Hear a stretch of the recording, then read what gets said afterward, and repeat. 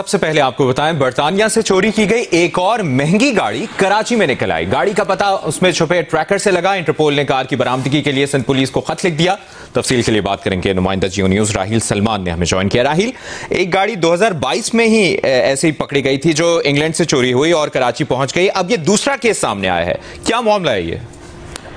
जी, वो सिर्फ हमारी बात हुई सिलसिले में पुलिस हुक्काम से, तो ये बताते हैं कि उन्हें इंटरपोल ने उन्हें अप्रोच किया है और इंटरपोल ने लेटर लिखा है। लेटर के मुताबिक 2022 में उनके यहाँ हैरोगेट का इलाका यूके में, जहाँ से एक बेशकीमत गाड़ी, लग्जरी गाड़ी वहाँ से चोरी हुई और उसके बाद वहाँ उसकी तफ्तीश जारी थी। उनके सिस्टम के मुताबिक उसका लोकेटर जो है वो ऑन हुआ और उसकी लोकेशन कराची की आई। जो उन्होंने लेटर लिखा है उसमें जो एरिया मेंशन किया गया वो करंगी सर्विस रोड, आदम सदर टाउन कराची, उन्होंने एरिया मेंशन किया है, क्योंकि फरवरी में उसके पास लोकेशन ऑन हुई है। जिसके बाद फिर बरतानिया ने इंटरपोल के थ्रू पाकिस्तान से रब्ता किया है और अब इस सिलसिले में तहक़ीक़ात का आगाज कर दिए गए।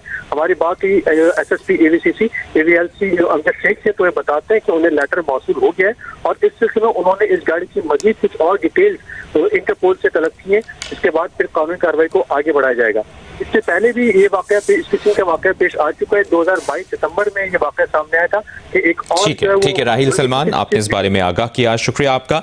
अभी जो हम इस वक्त जियो न्यूज की स्क्रीन पर आपको फुटेज दिखा रहे हैं, ये 2022 की है, जो गाड़ी बरामद हुई थी, पकड़ी गई थी, जो इंग्लैंड से चोरी हुई थी और कराची पहुंची थी।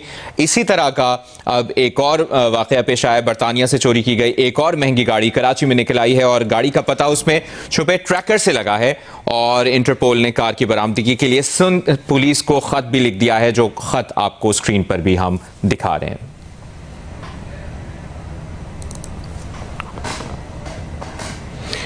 अभी आपको बताएं, आजाद कश्मीर के वज़ीर आज़म चौधरी अनवारुल हक और वफाकी वज़ीर तारिक फजल चौधरी ने एक बार फिर अवामी एक्शन कमेटी को मुज़ाकरात की दावत दे दी। मुश्तरका प्रेस कॉन्फ्रेंस करते हुए चौधरी अनवार ने कहा कि पुरतशद्दुद एहतजाज से कोई मकसद हासिल नहीं होगा।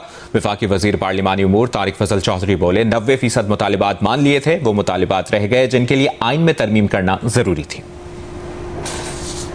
एक्शन कमेटी ने आज़ाद कश्मीर के अवाम के जो इशूज़ हाईलाइट किए और जो मुतालबात पेश किए, वो 90% हमारी मौजूदगी में आज़ाद कश्मीर हुकूमत ने तस्लीम किए। दो ऐसे मुतालबात थे जिनमें एक जो मुहाजिरीन की सीटें हैं उनको ख़त्म करना और उसके साथ साथ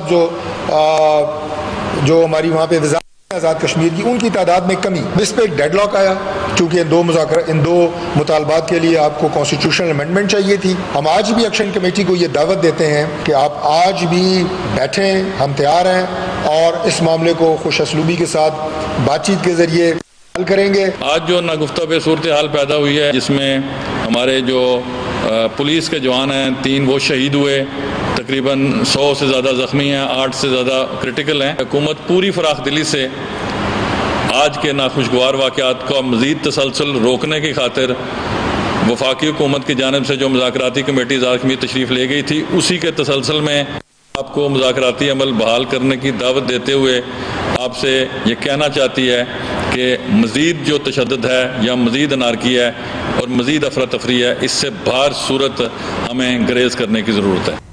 पाकिस्तान क्रिकेट बोर्ड के चेयरमैन मोहसिन नकवी ने एक बार फिर कहा है कि भारत को अगर ट्रॉफी चाहिए तो वो ACC के दफ्तर आए और उनसे ट्रॉफी ले जाएं। मोहसिन नकवी ने कहा कि भारतीय मीडिया गलत और झूठ पर मबनी खबरें चला रहा है कि उन्होंने माजरत की है। मोहसिन नकवी ने कहा, ना ही किसी से माजरत की है और ना ही वो ऐसा कभी करेंगे। वुमेन्स क्रिकेट वर्ल्ड कप को भी सियासत से दागदार करने के लिए भारतीय हठधर्मी बरकरार है। भारतीय क्रिकेट बोर्ड के सेक्रेटरी देवाजीत साइकिया का कहना है कि वो नहीं कह सकते कि खिलाड़ी हाथ मिलाएंगी या नहीं। भारत का खेल से खिलवाड़ जारी। विमेंस क्रिकेट वर्ल्ड कप को भी सियासत से दाग करने के लिए भारतीय हठधर्मी बरकरार है। विमेंस वर्ल्ड कप में पाकिस्तान और भारत की टीमों का मुकाबला 5 अक्टूबर को कोलंबो में शेड्यूल्ड है। भारतीय क्रिकेट बोर्ड के सेक्रेटरी देवाजीत साइकिया का कहना है कि पाकिस्तान के मामले पर उनकी पॉलिसी पिछले हफ्ते वाली ही है। गारंटी नहीं दे सकते कि खिलाड़ी हाथ मिलाएंगे या गले मिलेंगे। वो पाकिस्तान से मैच खेलेंगे, MCC के ज़ाब्ते और प्रोटोकॉल्स की पाबंदी करेंगे। हाल ही में होने वाले एशिया कप में भारतीय टीम ने रिवायत के बरखिलाफ पाकिस्तानी कप्तान और खिलाड़ियों से हाथ नहीं मिलाया था। आगे बढ़ते हैं, आपको बताएं अमरीका में अखराजात का बिल मंजूर ना होने से हुकूमत का काम रुक गया। नासा समेत मुतादिद महकमे बंद कर दिए गए। 7.5 लाख वफाकी मुलाजमीन को जबरी छुट्टियों पर भेज दिया गया। कैपिटल हिल और कांग्रेस लाइब्रेरी भी मेहमानों के लिए बंद कर दी गई।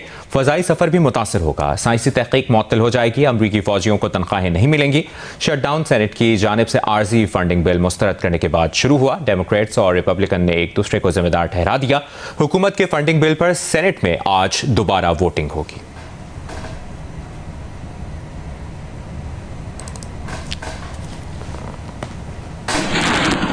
मौसम का अहवाल भी आपको बताएं। महकमे मौसमियात ने खबरदार किया है कि भारतीय गुजरात पर मौजूद हवा का कम दबाव डिप्रेशन में तब्दील होकर शिमाल मशरकी बहरा अरब में दाखिल हो चुका है, जिसकी वजह से सिंध के समंदर में इंतहाई तुग़यानी रह सकती है। महकमे मौसमियात ने माहीगीरों को समंदर में जाने से गुरेज की हिदायत की है। यह सिस्टम कराची से 340 किलोमीटर जनूब मशरिक की तरफ है।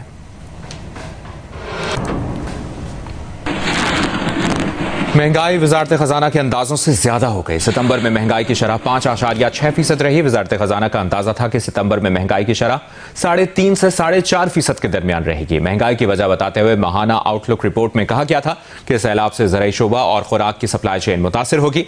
इदारे शुमारियात के मुताबिक सितंबर 2025 के दौरान देहात में माहाना बुनियादों पर महंगाई की शरह 2.8% बढ़ी, जबकि शहरों में महंगाई में 1.5% का इजाफा हुआ।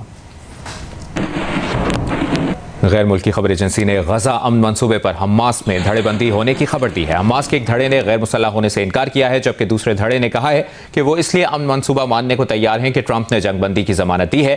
AFP के मुताबिक हमास क़यादत की कतर में मिस्र, तुर्क और कतरी हुक्काम से मुलाकात हुई, जिसमें हमास ने अमन मंसूबे की शिकों में से गैर मुसल्लह होने की शिक में तरमीम का मुतालबा किया है। गजा से फ़लस्तीनियों के इनखला को मुस्तरद करते हुए हमास ने गजा से इसराइली फ़ौज के इनखला को यकीनी बनाने का मुतालबा किया है। हमास ने यह जमानत भी मांगी है कि इसराइली फ़ौज गजा में और गजा से बाहर हमास क़यादत को कत्ल न करे।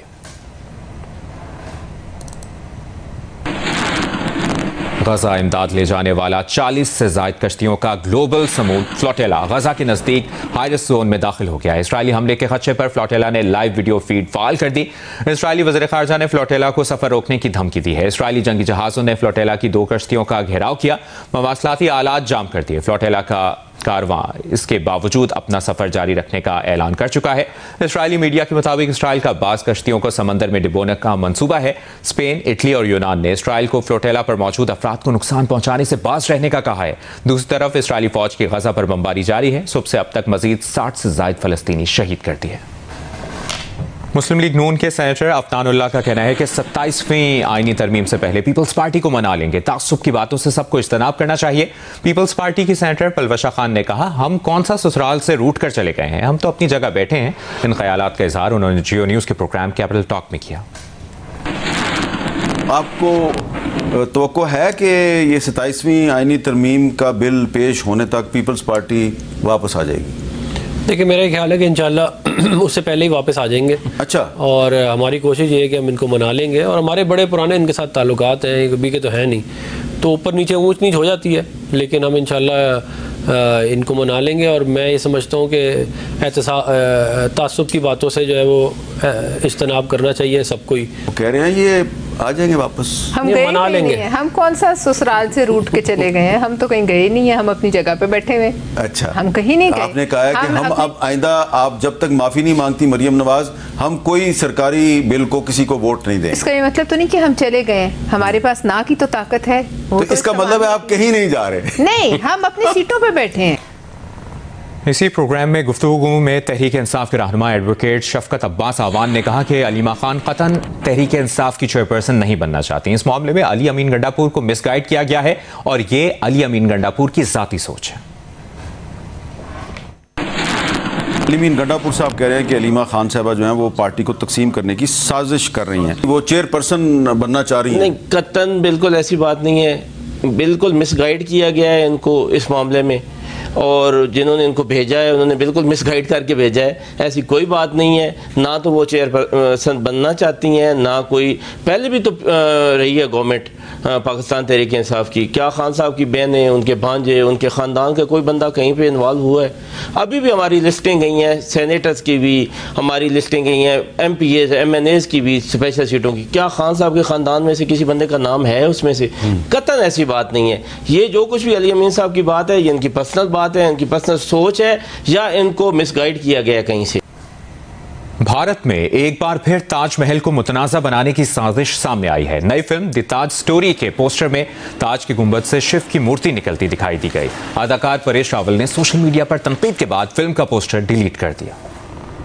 ये पहली बार नहीं है कि मोहब्बत की अलामत की शोहरत रखने वाले ताजमहल को मुतनाज़े बनाकर दागदार करने की साजिश रचाई गई हो। कभी ये दावा सामने आता है कि ताजमहल असल में राजिया मोहल्ला था, कभी कोई ये कह देता है कि ताजमहल असल में शिव के मंदिर पर बनाया गया है। अदाकार परेश रावल ने 3 दिन पहले नई फिल्म द ताज स्टोरी का पोस्टर सोशल मीडिया पर शेयर किया, जिसमें ताज के गुंबद से शिव की मूर्ति निकलती दिखाई दे रही है।